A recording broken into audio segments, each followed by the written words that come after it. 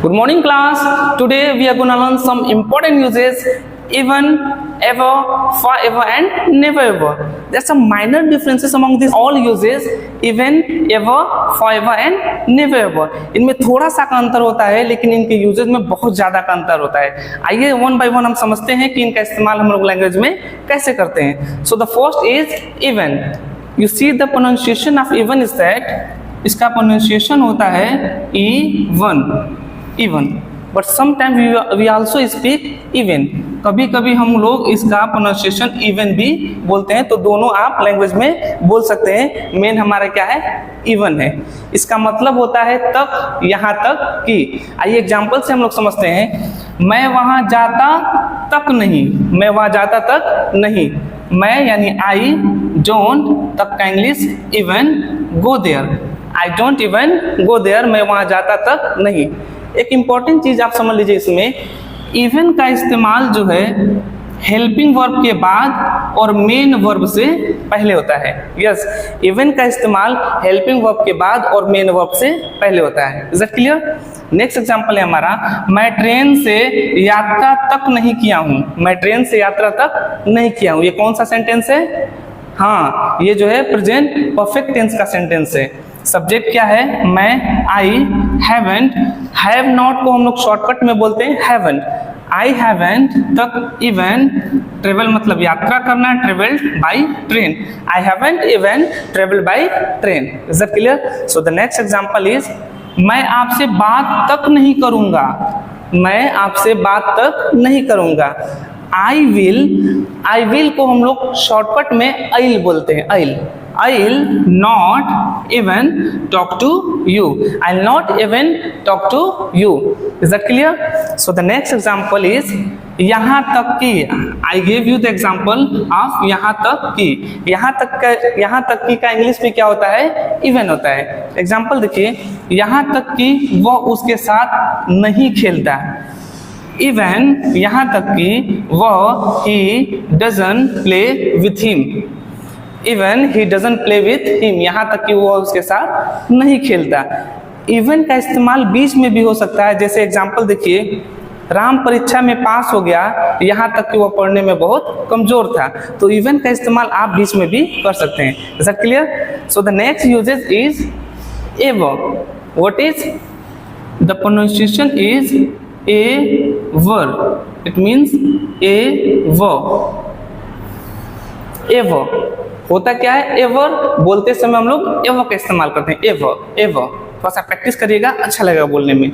So the example is, this is the best book I have ever read. This is the best book I have ever read. यह सबसे अच्छी किताब है जो कभी मैंने पढ़ी। यानी इससे अच्छी किताब पहले मैंने कभी नहीं पढ़ी। इस सेंस में अगर कोई चीज आता है तो हम किसका इस्तेमाल करेंगे? एवर का इस्तेमाल करेंगे। इसी द नेक्स्ट एग्जांपल, इससे और भी क्लियर हो जाएगा। This is the best mobile. यह सबसे अच्छी मोबाइल है आई हैव एवर सीन, जो मैंने कभी देखा। यानी इससे अच्छा मोबाइल मैंने कभी नहीं देखा, मैं कभी नहीं इस्तेमाल किया हूं, तो वहां पर हम किसका इस्तेमाल करेंगे? एवर का इस्तेमाल करेंगे। Clear? So the next example, have you ever visited Lucknow? क्या आप कभी लखनऊ घूमे हैं? ध्यान दीजिएगा, इंटेरोगेटिव सेंटेंसेस में एवर का इस्तेमाल जो हमारा मेन वर्ब है विजिट, इससे पहले होता है। यानी एवर का इस्तेमाल इंट्रोगेटिव सेंटेंसेस में मेन वर्ब से पहले होता है। लेकिन अगर इसका इस्तेमाल हम पॉजिटिव में करें तो इसका इस्तेमाल जो है शुरू में हो जाता है। देखिए, have you ever visited Lucknow? क्या आप कभी लखनऊ घूमे हैं? एवर का इस्तेमाल आप पहले कर दीजिए। Ever you visited Lucknow?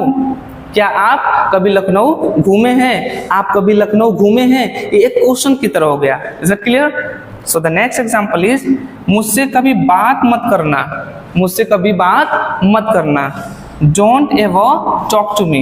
Don't ever talk to me. तो ये यूजेस था हमारा इवन और एवर के बारे में। So the next uses is for ever. आइए उसको समझते हैं। So the next use is for ever. For ever means हमेशा के लिए। ऑलवेज मतलब होता है हमेशा, फॉर एवर का मतलब होता है हमेशा के लिए, हमेशा के लिए। लेट्स सी द एग्जांपल, मैं हमेशा के लिए अमेरिका जा रहा हूँ।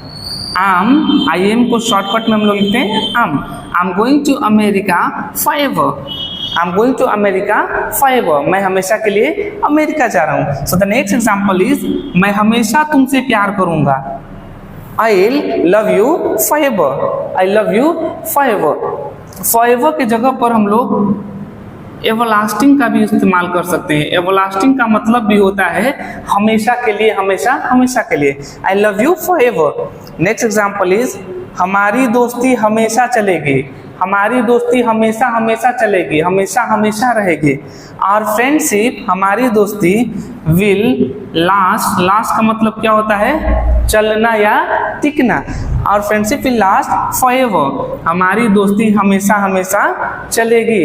देखिए जब टिकने का बोध आए तो हम लोग वहाँ टिकने का अंग्रेजी, चलने का अंग्रेजी क्या लगाते हैं, लास्ट लगाते हैं।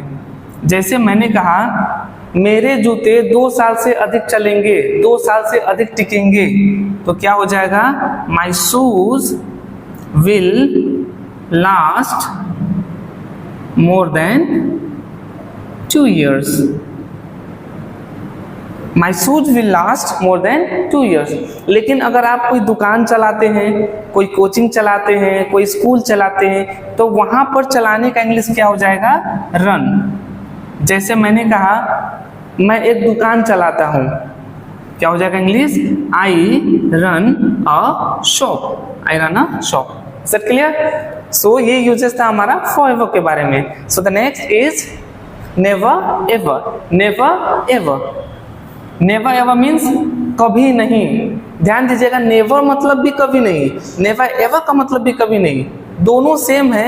एक्चुअली मैटर ये है कि जब इंग्लिश को थोड़ा सा हम लोग ब्यूटीफाई करते हैं, थोड़ा सा मैटर को इम्फेसाइज करते हैं, तो हम लोग एवर लगाते थे, नेवर एवर।